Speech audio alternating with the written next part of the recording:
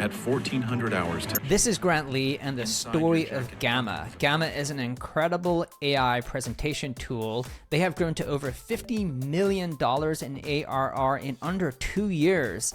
50 million users, and there's only 30 employees. Now, Grant just did a tweet that went viral. It's gone everywhere because he has broken down their 4 exact marketing steps to supercharge their growth and reach these phenomenal numbers in record amount of time. And Kip and I are about to break down every single step and tell you how you can replicate this for your business. All of that and more on this episode of Marketing Against the Grain. All right, Kip, we're going to cover one of the best breakdowns on a marketing playbook that AI startups are using to really supercharge their growth. Now, we've had some of these companies on. We had Anton on from Lovable.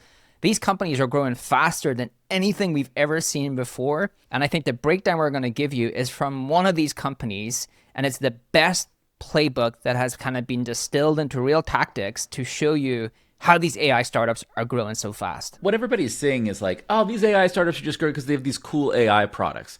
That's not the full story. They're actually doing new tactics that is unlocking this growth. And we're going to break down the company that we're talking about, Kieran, is called Gamma, which is an AI slide company. And the founder of Gamma, I think you're going to pull up his tweet. And his tweet went viral.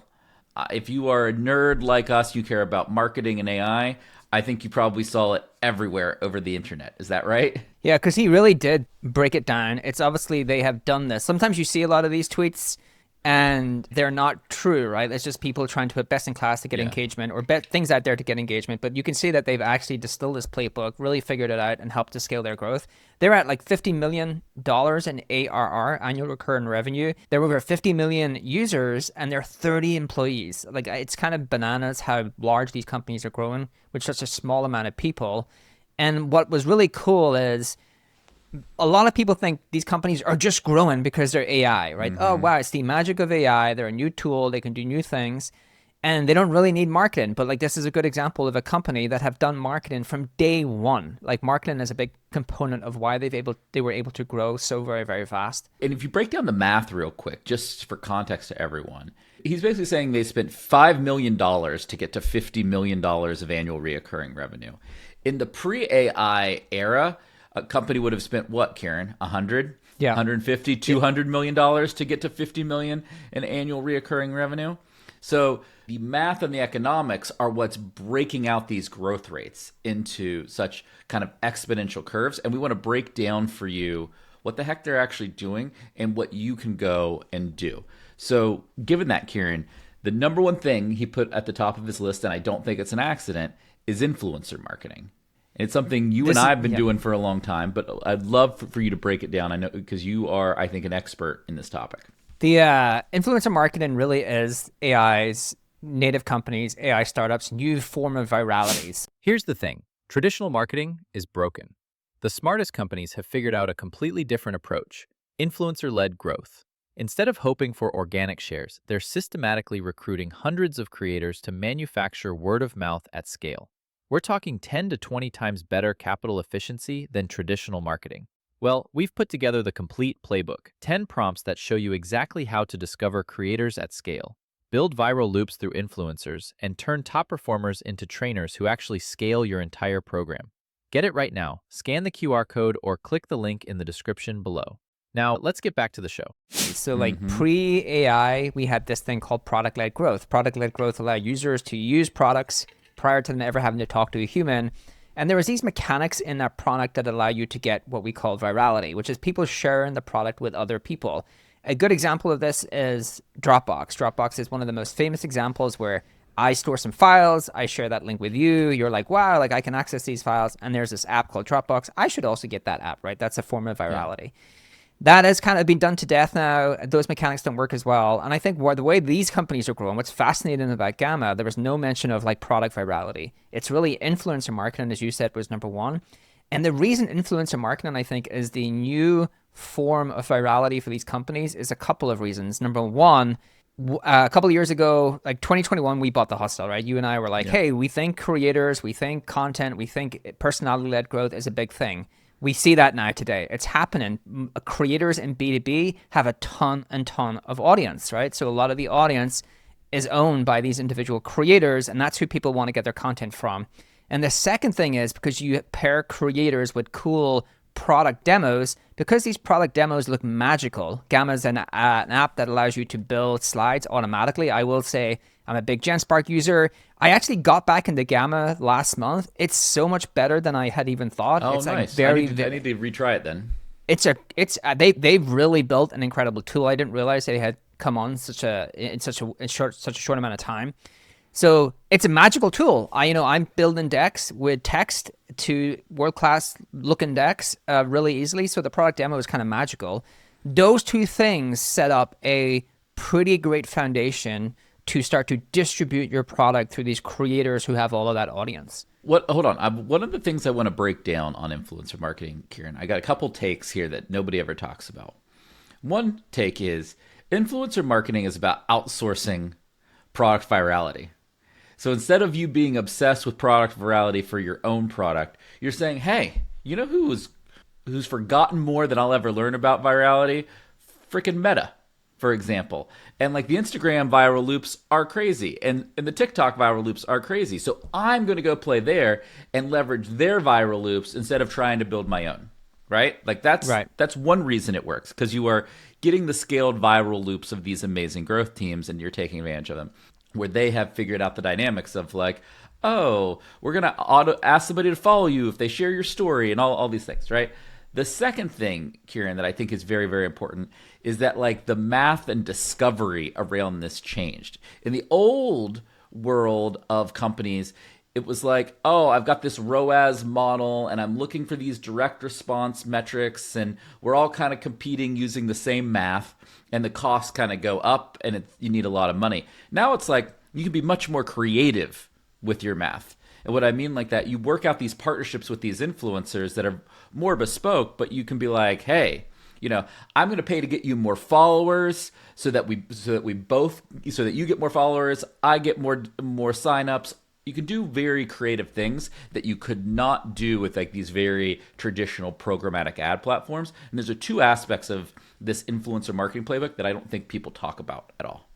Yeah, and I think these AI startups also are leading into the fact that, the personality part. If you actually look at some of these founders, they're not afraid to get into it and mix it on LinkedIn and goes back and forth. And they give zero cares, man. Yeah, they don't care. They're on X, posting some good content as well, posting strong points of view. Some of the learnings here I think were really good for go through it. Listeners are, hey, how do I do this, right? How do I do influencer marketing? I'm a smaller company. Is this for me? Well, there's some like good learnings here. You cannot minimal viable version creator or influencer marketing. I think that's like a really important thing, because the problem is the people who have influence cost money. And it actually is a channel that you have to optimize, right? It's not just give the influencers your money. You have to really optimize it and perfect it. And so you can't really do a minimal viable version where you're like, I'll pay for some like third tier, fourth tier influencers and do it for a month and see if it works. And so one of their learnings was most startups get a bunch of things wrong. They too small a budget, right? So they started with 10 to 20K a month, which isn't a lot for a fast growth a company. And they're probably spending this on influencer versus traditionally paid ads. They're overly selective on creators and messaging. We get back to one of the learnings, which is go broad to begin with, and they give up too early. This is a paid channel, but it works much more like an organic channel because these creators are posting through organic channels.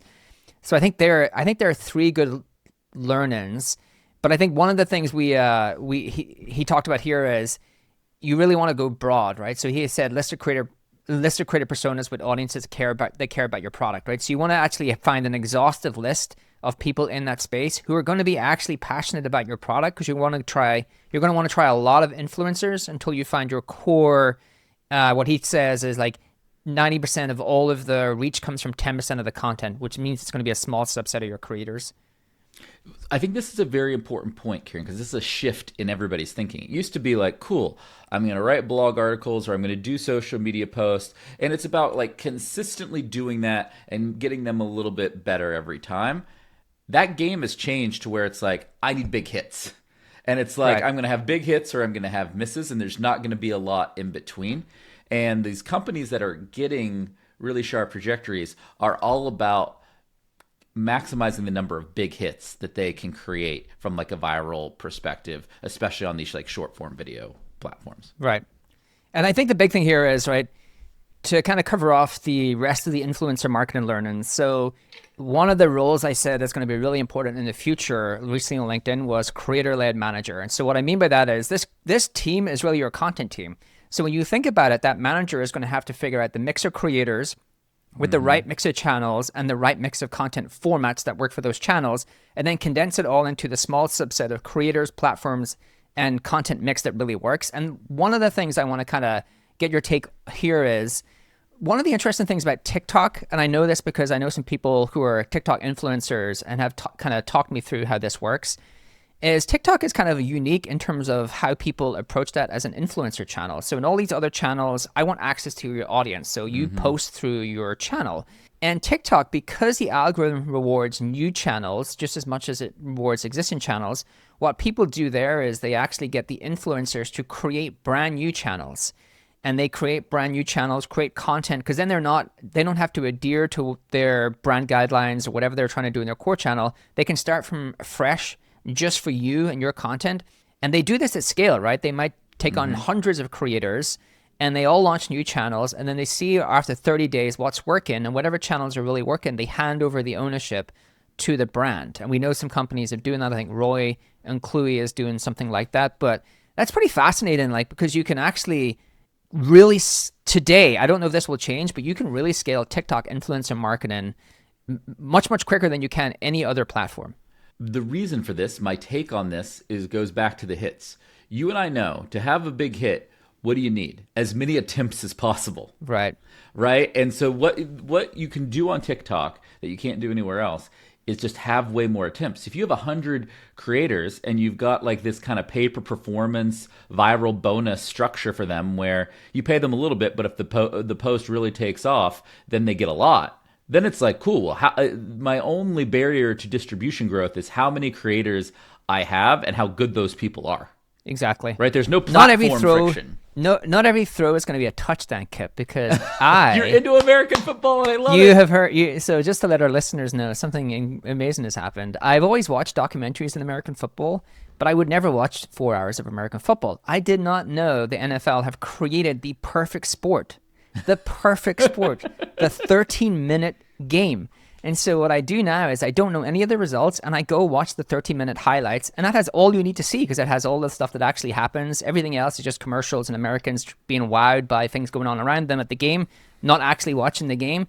And so now I can watch a 30-minute American football game, and it's like the best thing I'm watching right now. I just love this sport. I mean, you're missing all the fun on Sunday afternoons, and sometime we're going to get you in America and have you have a proper football weekend in the fall. I don't think I can do 4 but hours. Look, it's not that 13-minute summary is a pretty good cheat code, and I'm just happy that like you follow American football now, and we can use it as references. But yes, I'm just trying to find my team. Every throw is not going to be a touchdown, Kieran. You're right. It's a lot of field goaling. Field goal. So great. Oh my gosh. All right, so let's end. Let's just kind of like roll out the end the kind of influencer learnings, because there's one other thing here. So if you think about it, you have the mixture of creators, platforms, and content formats. What Gamma did really well is they figured out what really worked and created a playbook. Yes. And the thing I love then is they created that playbook and had their top creators act as consultants to teach other creators how to promote Gamma. Now that is amazingly powerful pyramid scheme, right? Like, it completely is a marketing pyramid scheme. And it's awesome. And so what you should really learn from this is people just think, here's like my money, influencer, go promote that thing and I'll see what happens. Whereas Gamma said, no, like this is a core channel and we believe we can be world class in this channel. Well, this is, I think, what a really important part to understand about marketing. The more confident you are in something is going to work, the higher the expenses to do that thing. And the arbitrage that they found is, hey, I've got all these creators. Not many of them are making much money. They'd like to make money. A lot of them might not work, but I've got so many of them that some of them will work and I'll be successful. Right. And so I can get that distribution at a much lower cost. Yeah, let's kind of go through the last couple here, because I think influencer marketing really is the big one to perfect. But the second one is like a really interesting one because it's probably anti what most founders do, which is he believes you should invest in brand before performance marketing, right? That is not the traditional want of most founders. And the reason he believes that is because the better your brand visibility, the better your ad performance, which is actually correct. So maybe give your take on that. Right. But for a founder, that's really hard to make that decision because you, again, are doing something that has some amount of time to like get traction, to build foundation, whereas paid is like pretty immediate. I have a really hot take here. I would posit to you that the stuff in this post that he covers is honestly just a litmus test of whether you're a great founder or not.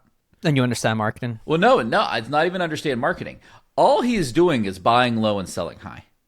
What he is telling everybody to do in this post, and if you're reading this post, he is basically telling you to invest in areas of marketing that are less certain, less easy to predict their outcomes, and subsequently less expensive than the tried and true, highly predictable ways. And he's saying, I as a founder can make these less expensive, less predictable things work and become predictable because like I have the skills to like iterate, learn, and figure that out. And that's essentially the litmus test of a great founder. Right. And it's like, you can show me anybody who's doing a playbook like this or something similar, and I'd be like, okay, your company's going to be successful. Like you've figured out, you have the backbone to be a really good founder. And I should say, so he definitely approaches brand very similar to how you would approach performance marketing. Lots of testing, lots of figuring out the right creative messaging, and then building funnels with aligned messaging and creative. And I think the big thing to say here is this team's background is Optimizely. And you can actually see it through the way they approach all forms. Yeah, they kind of like iterate and test. Maybe we'll just kind of round out the 4 he lists really quickly because these two are like much more akin to building great products. So he says, get users to test prototypes before you ship, which basically is you can never you can never do enough user testing. A, B, C, D, E, F, G, all of the user testing you could do to figure out like where were the weak points within the product, and really started to figure out how to like bring that to life and make sure they kind of nailed the most important things to users. And the last one like makes a ton of sense, which is, I really love this, which is like dog food the hell out of your own product, which means use your product and keep asking yourself, is it 100 times better than the alternatives? And if you're not using your own product, then like question mark, would any other users find it actually valuable? So those two are like how you build good product. My hot take on number 4 here is that you essentially have, it's all about differentiation, that you have to obsess about being different. And in this AI world, you can make a new product that is just so much better, in their case, than all the other slide builders, and have high differentiation for a little while. And if you're not highly differentiated, the average thing will get commoditized super quickly. You either are far and away like 10 times different, or you're in a mass of hundreds of other companies. The same. And if you are not achieving the results that you're trying to achieve for your company, it's because you have no differentiation. Differentiation is now at a premium in this post-AI era. Yeah, we're in the most competitive era of software, and to stand out, you have to be much, much, much better. So I think the end here, the kind of, just to recap, the influencer marketing, which really is driving a lot of the success of these AI native startups. And I think it's something that most companies, whether you're AI native or not, can actually replicate. And I think it's a trend that's going to continue to happen because search is declining, paid is getting more expensive, creators own more of the audience. You have to perfect that as a channel. Performance marketing versus brand, pretty counterintuitive. Go with brand. Your performance marketing will be better because of that. And then build great product. User tests, dog food. And kudos to Grant and the Gamma team for building a great, great product and building a great, great marketing playbook. It's an awesome playbook. The core lesson takeaway for me is like, figure out your influencer marketing playbook and understand, this goes back to the old book, Blue Ocean Strategy. You want to go where there's not a high competition. He's playing in channels where there's less competition to do great marketing than there is in kind of traditional B2B avenues. And that is really what's let them get a lot more successful. It's been awesome. So go check that out. Let us know what you think. Let us know if you're getting these playbooks to work in your business. Leave us a comment, hit subscribe, and we'll see you really soon on Marketing Against the Grain. This data is wrong every freaking time. Have you heard of HubSpot? HubSpot is a CRM platform where everything is fully integrated. Well, I can see the client's whole history, calls, support tickets, emails, and here's a task from 3 days ago I totally missed. HubSpot. Grow better.